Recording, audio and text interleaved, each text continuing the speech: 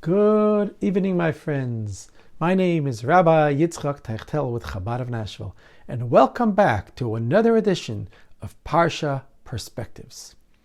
Parsha Perspectives is a time to come together and learn a lesson and an insight into the weekly Torah portion and the Jewish calendar.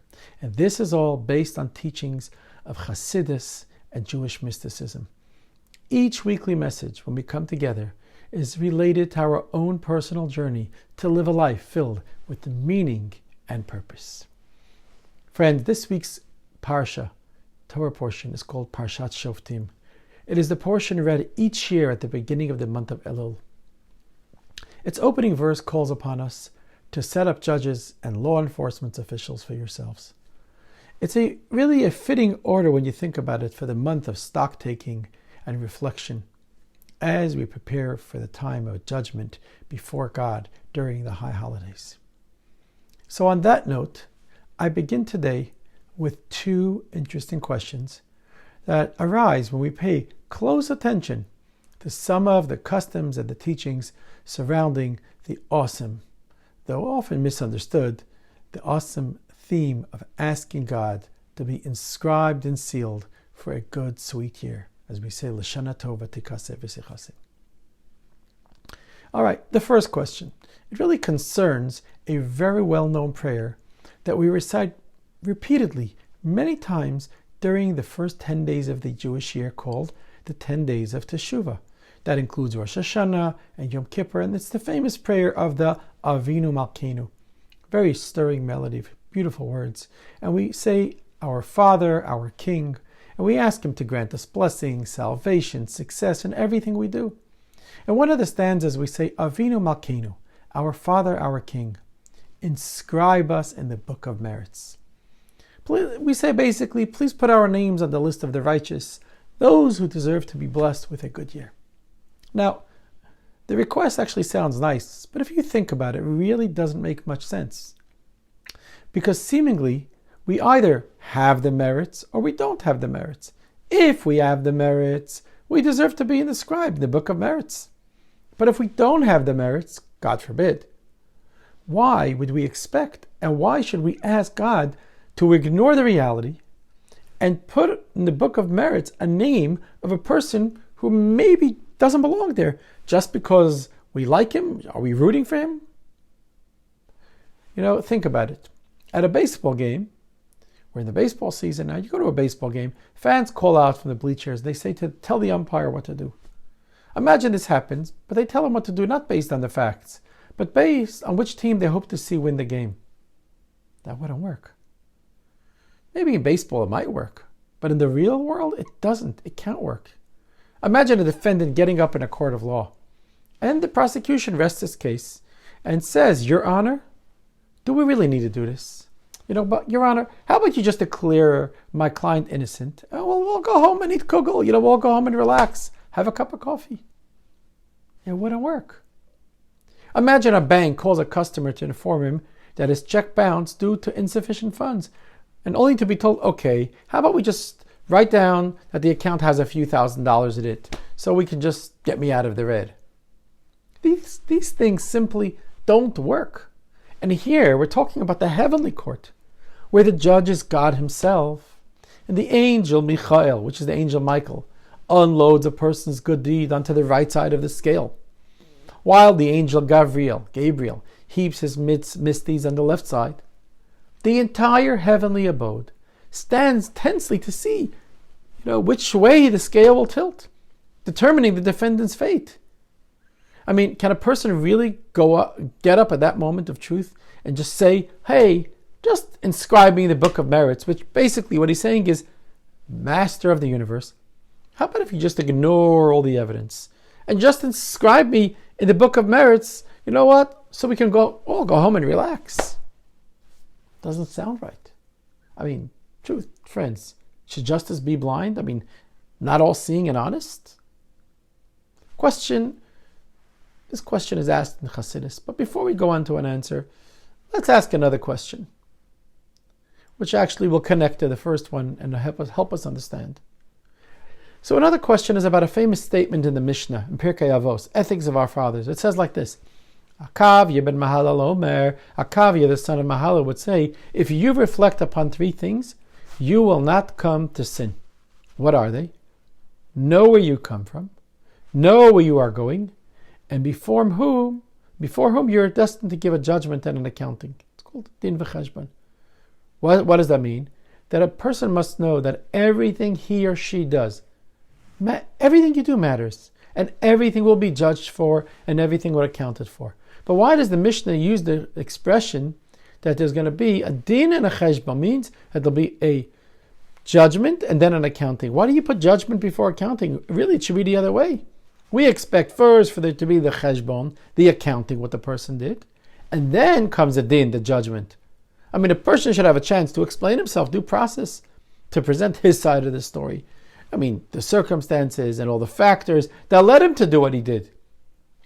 Only after his comprehensive accounting is it fair to give a judgment. One that will consider the totality of all the circumstances and not just the way things seemed at the surface. I mean, think about it. How is it fair then, the way the Mishnah describes it, that there should be a judgment before accounting? As it says in the Mishnah, if you do these three things, you won't come to sin. But there's going to be a din and a cheshbon. So we begin to answer the second question about judgment and accounting, and then we'll come back to the first question. The Rebbe explains in Likutei Sichos in his teachings a very foundational Hasidic teaching, and he quotes Reb Nachman of Breslov in the name of his grandfather, the Baal Shem Tov, who was the founder of the Hasidic movement. And the Baal Shem Tov says that every Jew is a beloved child of God. Every Jewish soul is carved from the divine throne, that means from the essence of godliness, and it is sent to this world to fulfill a mighty, awesome mission that will affect all of existence. Why?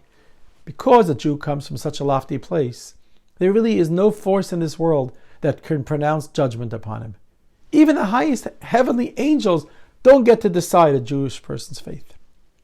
Therefore, the only one who can pronounce a judgment upon a Jew is a Jew himself. But because a person is inherently biased towards himself, and you cannot objectively judge yourself, so what's the solution? The solution is that before a person is judged, divine providence, that means God, lets him see his own conduct as it exists in the life of another person. He sees another person living the life that he lived. And the question is how a person judges that other person when observing that negative conduct in that other person. Does he rush to condemn them, or does he try to empathize, to understand the complexity and the frail part of the human nature? And he judges another person favorably. As he judges others for conduct similar to his own, that is how he himself is judged in heaven. And this, the Baal Shem Tov explains, is the meaning when it states in the Mishnah and the statement in Ethics of Our Fathers that payment is extracted from a person midaitai v'shalei midaitai. That means payment is extracted from a person with his knowledge and without his knowledge. Now, without his knowledge makes sense, because heavenly judgment takes place in the heavenly court without us, privy to what's going on there. But what does it mean with his knowledge? I mean, is there anyone that really agrees? I mean, with his knowledge, when you think about it, with his knowledge having payment extracted from them for the misdeeds, did they ask us about this? Do they tell us about this? And the answer is that the part that is with his knowledge is actually the judgment he makes himself upon observing the same conduct in another person. I'll give you an example. We all know the famous story in the book of Samuel of King David. We all know the story of King David and Bathsheba. King David desired to marry this beautiful woman, Bathsheba, yet she was married. So he sent her husband Uriah to the front lines of battle. Like this, he'll be killed and he can take her legally to get married. And the Torah tells us that after he did this, it says in the book of Samuel 2, chapter 12, the prophet Nathan came to the king and he said to him, King David, I want to tell you a story. And he says like this: there was once a rich man and a poor man. They were neighbors in the city of Jerusalem. The poor man only owned one lamb. One time, the rich man, he had a guest to feed. So he stole the poor man's lamb to feed him. Now the prophet wanted to know what David recommended should be done to the rich man. David became very angry. He became angry at the man, and the verse tells us, David said to Nathan, as God lives, the man who has done this, that means the rich man, he is liable to death. And the lamb, he should repay 4 times as much as he stole. Because he did this thing, because he had no pity on the poor man. King David, if you think of it, he had no tolerance for a person who had enough money to buy all the sheep in the world. But for his own convenience, he won't stop robbing the poor neighbor of his only possession of value. Aha! At that moment, the prophet turned to David and said, you are that man. You are the king. And you can marry any woman you want. But you decided to take Bathsheba, the only lamb of her poor husband, whom you sent to death? Now think of it. Why did the prophet have to speak in riddles? Why did he not just say to David, hey, David, what you did is wrong and this is your punishment? But now, if you consider the teaching of the Baal Shem Tov, it all makes sense. Because only David could proclaim his own judgment. Only after he saw his action in someone else and expressed how he felt about it could the court issue a ruling. That's why it says the judgment is with his knowledge. And this, the Rebbe explains, why the Mishnah uses the expression, back to the first question, judgment and accounting. What does it mean? First, a person issues his judgment upon another person. Then there's an accounting of his own deeds. You see, friends, the Torah places so much emphasis on judging others favorably for this exact reason. The Talmud in Tractate Shabbos tells a story of a poor man who spent 3 years away from his family, working for a very wealthy landowner in the upper northern Israel while his family lived in the south.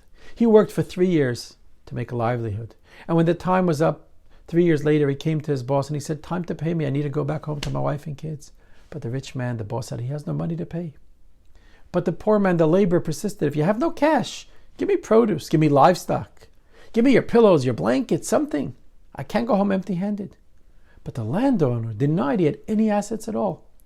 Now for 3 years, this poor man's family lived without him. They were looking forward to the day he's going to come home with a bounty. And now, he came home empty-handed, just as the day that he arrived.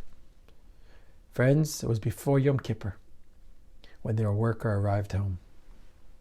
A few days later, when Sukkos arrived, all of a sudden, the poor man hears the rich man coming to his home. And he appears on the door and he knocks on the door and he sees these 3 wagons full of merchandise. And he paid his worker in full for the 3 years of working. But then the rich man asks, tell me the truth. What did you think when I refused you to pay? What was going through your mind when you saw me living in my mansion? And I claimed that I couldn't afford to pay you as a poor man for your work for 3 years? Tell me the truth. What were you thinking about me? The worker said as follows, I judged you favorably. I thought that maybe perhaps you have dedicated and consecrated and pledged all your property to the Holy Temple, and therefore you have nothing left from which you can pay me, because everything was pledged and given away. The wealthy man hugged him and said, I promise you that's what happened. As for you, just as you judge me favorably, so may the Holy One, blessed be He, the Almighty God, judge you favorably. Friends, this is how it works. You judge others favorably. Not only is it the right thing to do, not only is it what we hope others will do for us, but when we judge other people favorably, we are judging ourselves favorably. That is the Parsha.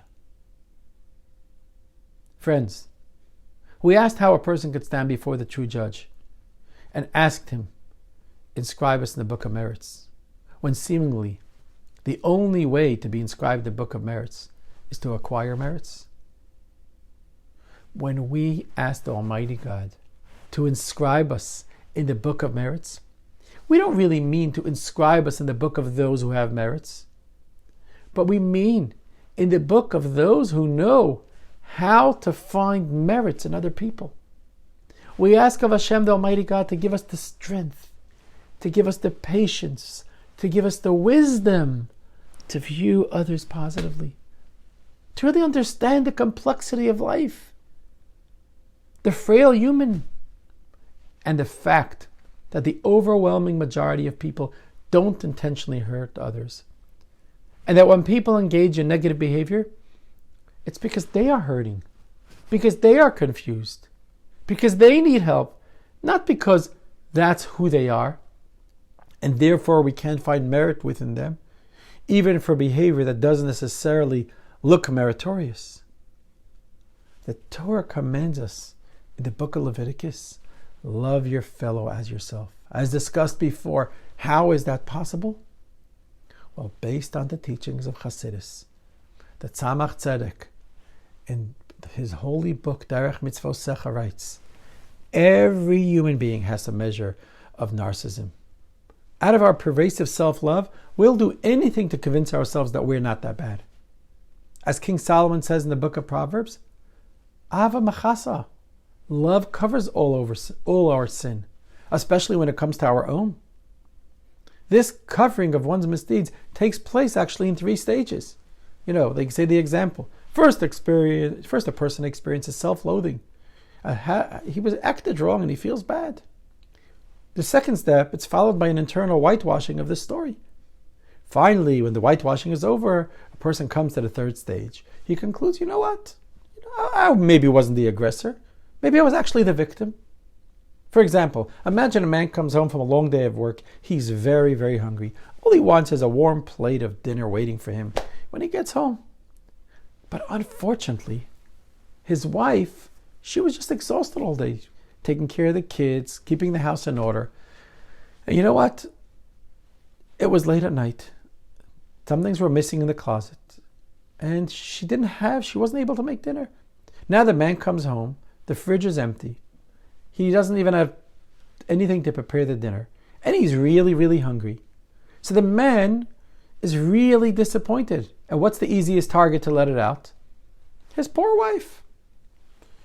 Then a few minutes later, the man starts feeling terrible. He starts thinking to himself, did my wife really deserve to be attacked like this? Think of it. She was home all day. She was taking care of the house to make everything in order, taking care of the kids. What was I thinking? What kind of terrible person am I? Now, this self-loathing goes on for about a few minutes. And maybe just then, the 2nd stage arrives. He goes, you know what? I'm actually not that bad. I worked hard all day to pay the bills. Could I be faulted for being upset when there's nothing to eat? Do you really think anybody else would respond differently? Now that the man is feeling maybe a little bit better about himself, he reaches the 3rd stage. And he says, I don't understand. Why did my wife even get offended to begin with? Didn't she realize how hard I work, how hungry I was? How could she? I'm actually the victim here. This, my friends, is precisely the secret to loving your fellow as yourself. Judge another person with the same love that you employ when you judge yourself. And when I hurt someone else, because I love myself, I bend over backwards to justify myself so that I can live with myself. The key is to extend the same courtesy when someone else hurts me. I must ask myself, what would I tell myself if I would be in that person's shoes right now? And I really should look at the entirety of the circumstances and understand all the factors that lead people to do what they do. And I really must ask myself how really I would want others to view the situation. If I was the one doing the hurting, suddenly I might arrive at a new perspective, maybe one of forgiveness, maybe one of understanding. And that when all is said and done, the other guy maybe had a bad day. And his behavior doesn't really reflect who he really is. He's still really a good guy. And that person is really worthy of my love. Friends, at the end of the day, judging others favorably is really judging ourselves favorably. And this is the most powerful tool we have when we stand before God and we ask Him to overlook our shortcomings and bless us with a good, sweet year and fulfill all our material and spiritual needs. I read a story a while back, a very moving story that brings home this point. It's a story about a man, David, and his wife is Tamar. They were engaged during the month of Hanukkah, which is December 2019, and they had plans to get married in end of March 2020. But as we all know, their plans just came to an end because that year, Purim, was in the beginning of March, and the COVID-19 pandemic struck. And the Israeli government started implementing limits on crowds, how many people can come together. So they didn't want to take any chances. They quickly moved to hold the wedding as soon as possible while they were still able to do that, before everyone had to stay away from each other, complete social distancing. So they said to their friends, everybody stay home, and we're going to hold a beautiful celebration for our family only. They made a little thing in their backyard. They enjoyed a little wedding feast. And all of a sudden, the celebration came to a halt, to a stop, when David's brother-in-law ran in into the family and to tell everyone, uh-oh, the Israeli police are outside. And they're about to come to shut down this mini family wedding. Now, so what happened? The bride and groom said, this can't be. We're so small here. They went outside and they tried to explain that the crowd was very small. And it was actually with the current guidelines that we were allowed to do. But the police were tough, refused to listen. Someone called and reported that the guidelines were broken. And you know what the police did? They arrested the bride and groom themselves. And they detained them for an hour and a half. Can you imagine, with the wedding dress, with the tuxedos? And by the time they were released, the wedding was ruined. David had to gather some nearby yeshiva students to make a little minyan so they can conclude the grace after meals, but it was over. The bride and groom, David and Tamar, were devastated. The most special evening of their lives turned into some painful trauma. A half a year had passed. Life went on. David and Tamar recovered, and they began to living life together. It was on the Friday before Yom Kippur of 2020, where David received a call from his father and said to him, listen, I received a call from a certain yeshiva student with a trembling voice, and he told him a confession he had to make. He said, I was the one who called the police that night, and I was the one who ruined your child's wedding. And he admitted that he really didn't bother to find out how many guests were in attendance or whether there were any guidelines violated. He said, I just heard music playing and I rushed to call the police. And he just felt so guilty for the last 6 months. And he said, let me tell you one more thing. I've been pursuing to find my match, to date and find the right young woman to marry. He said, before that night, I was looking around to find a shidduch, a match. But ever since that fateful wedding, since that wrecking phone call and I ruined that marriage, no perspectives are coming in. The phone's completely silent. I didn't even receive one offer. It's like I've been erased from the book of matchmakers. It seems like there's a heavenly decree against me. That's what he said, for what he had done. And he wanted to apologize for ruining this couple's wedding night. And he wanted to ask them for forgiveness. This is what David's father is telling him. David looked at Tamar. His heart was pounding. And all of a sudden, the memories of that night came back to him. How they stood for an hour and a half in the cold, with the wedding dress, surrounded by police as they had been robbing a bank, and all the food got ruined on the table. No one ate anything. And his pain and his anger came back, and he said, no, we are not ready to say we forgive you. That night in synagogue, when David read the words in the prayer in Hebrew, Yedid Nefesh of Arachamam, he thought, God is the source of good, and he is only good. And if it was destined for our wedding to be ruined in this way, it must have been for our benefit, for God does nothing for no reason. That Shabbat, David and Tamar, they spoke about it, and when Shabbat ended, David called his father and he said, please pass on the message to that yeshiva student that ruined my wedding, that ruined our wedding, that we forgave him with a full heart, no resentment, machulach, forgiven. The day after Yom Kippur in the evening, David went to build his sukkah back of his home. And he was waiting for Tamar to come home any minute from work. And all of a sudden, David's sister-in-law came running in. She said, David, Tamar is in a car accident. David's heart started to pound. He was anxious to find out the condition of his wife, and only he knew the condition of the new fetus in her womb, because they just learned that she was pregnant and nobody knew about it. And David was very worried. David rushed to the emergency room. He found Tamar sitting on a chair. Thank God she was okay. And the doctor came in and said as follows: David and Tamar, angels of kindness were watching over you for seeing this automobile accident. There was no way that Tamar and her fetus would have emerged unscathed as they did. It was a miracle from God. David and Tamar remembered how they forgave that yeshiva student just days earlier, and suddenly they understood. The whole wedding incident had been arranged by heaven from the beginning to give them the opportunity to be among those who are inscribed in the book of merits, to overlook what that young man had done, to judge him favorably, and to forgive him. Because by forgiving him, they had judged themselves favorably, and they opened up a heavenly channel of blessing, a channel of salvation for Tamar and her baby.